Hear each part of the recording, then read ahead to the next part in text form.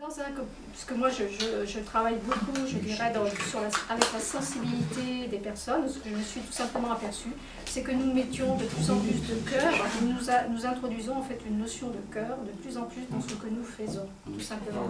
Et que cette notion de cœur, elle est en train de tout, je dirais, de transformer, voilà, tout simplement. Il y a des transformations en cours. Par contre, la petite subtilité que j'aurais envie de rajouter, pour marquer une légère différence, c'est que je trouve qu'en fait, ce processus de dire à un moment donné ce modèle ne convient plus, je ne le reconnais plus dans autre chose et tout, je trouve qu'après c'est une évolution individuelle, personnelle, et c'est pas forcément à un moment donné quelque chose qui ne convient plus, qui ne marche plus. Ce qui ne convient plus pour moi à un moment donné peut très bien convenir à quelqu'un d'autre qui en est à un autre stade, et moi-même, ce qui à un moment donné dans mon évolution ce qui devient vraiment important pour moi, parce que c'est juste pour moi à ce moment-là, quelqu'un d'autre qui est plus avancé que moi sur le chemin, depuis bien longtemps, l'a abandonné. Et en toute humilité, je ne peux parler que de ce qui, j'ai l'impression, moi, me convient à un moment donné. Mais voilà, la petite différence, je peux peut-être marquer avec toi, mais je ne sais pas où.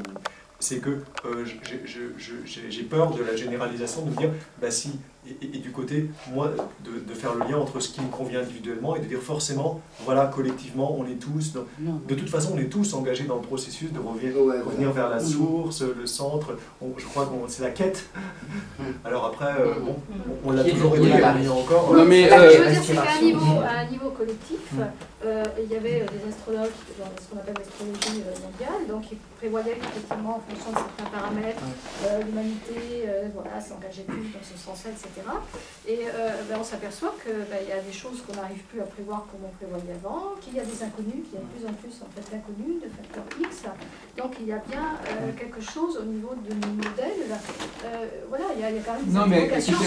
Le problème, je crois que le défaut, qu'à mon avis, que je vois dans votre propos, c'est qu'en fin de compte, vous dites le modèle, mais en réalité, il s'agit d'une interférence entre plusieurs modèles. Si par exemple, je dis à quelqu'un que normalement, d'après mon savoir à moi, il va se passer quelque chose comme ceci, sous réserve que d'autres facteurs n'interviennent pas par ailleurs. Le modèle n'est pas censé prendre en compte tous les facteurs de perturbation qui peuvent exister par rapport à ce modèle. Un modèle, une voiture, quand par exemple j'achète une voiture, dans le modèle de la voiture, je ne prévois pas tous les accidents, tous les problèmes qui peuvent se poser. Donc on n'est pas dans un modèle, on est dans un... Vous avez toute personne qui est tributaire, qui est possesseur d'un modèle, sait parfaitement que d'autres facteurs peuvent perturber le modèle. Mais le problème, c'est qu'en astrologie, c'est ça qui est assez amusant, les facteurs de perturbation sont censés être également partie du modèle.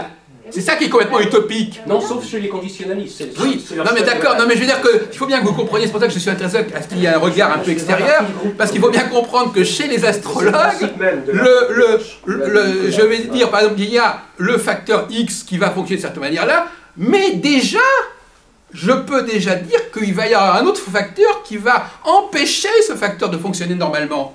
Et c'est là que ça va coincer. Parce que, donc là, on comprend pourquoi. Il y a une volonté de vouloir comprendre la réalité dans toute sa complexité. C'est-à-dire que tous les facteurs planétaires sont censés justement représenter tous les facteurs d'interférence qui pourraient exister.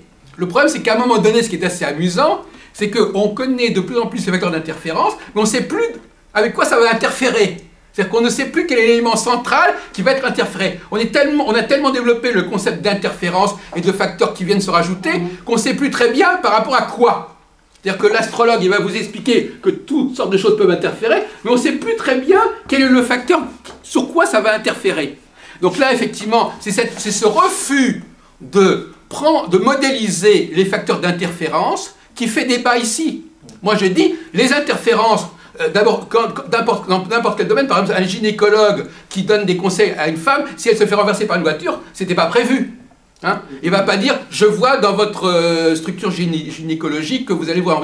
Donc, si vous voulez, il faut avoir la modestie de comprendre que quand j'étudie un sujet donné dans une spécialité donnée, je ne peux pas savoir quels sont les facteurs qui peuvent éventuellement entraver ou enrayer ce que j'ai engagé. Et l'idée de créer un modèle qui va également prendre en compte l'ensemble des facteurs qui pourraient à un moment ou un autre interférer, et bien finalement ça renvoie au début de la discussion tout à l'heure, c'est-à-dire qu'en fin de compte, c'est cette espèce de mégalomanie en quelque sorte qui va dire, ben, effectivement, puisque je veux tout expliquer, et puisque je veux expliquer toutes les interférences, donc j'ai besoin de toutes les planètes, etc. C'est un cercle vicieux. puisque je dois expliquer des tas de choses, donc je dois faire appel à des tas de choses. Pour une fois, je suis C'est une sorte de cercle vicieux. Je suis d'accord avec vous, j'aimerais dire pourquoi. Et c'est parce que c'est vrai que c'est un problème fondamental, et c'est pour cette raison que, dès le début, les travaux de Jean-Pierre Nicolas m'avaient plu, parce que son approche était de dire... Conditionnalisme. Alors le conditionnalisme, l'astrologie conditionnaliste, le mot veut bien dire ce qu'il veut dire. Le mot condition veut bien dire ce qu'il veut dire. L'astrologie est un conditionnement parmi d'autres. Il ne révèle pas notre niveau socioculturel, ne révèle pas notre socioculture. Donc l'astrologie est un conditionnement que Jean-Pierre Nicolas... Et elle dépend aussi de notre conditionnement.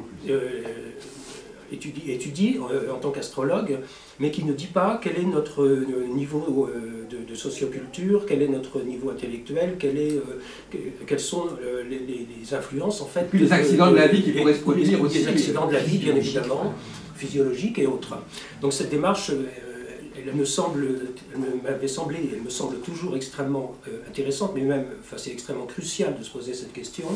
Et je dirais que je trouve qu'il y a certains courants d'astrologie qui ont une toute autre approche, et pour qui le thème astral est un tout qui englobe l'individu dans tout ce qu'il est, dans tout ce qui explique tout ce qu'il...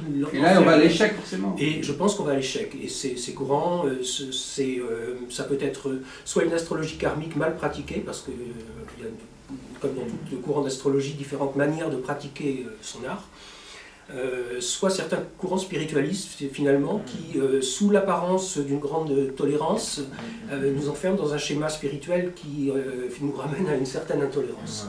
Et en tout cas, c'est vraiment des questions que le praticien doit se poser, surtout s'il prétend donner des consultations. Alors, je crois qu'on va essayer de passer à un autre... Bon, je crois qu'on a fait un peu l'état des lieux, effectivement. C'est-à-dire qu'effectivement, n'oublions pas quand même que ce colloque est là pour nous expliquer comment les astrologues sont arrivés, ont essayé justement de sortir de cette espèce de complexité en parvenant à une forme de géométrie, en tout cas une forme de structure relativement simple.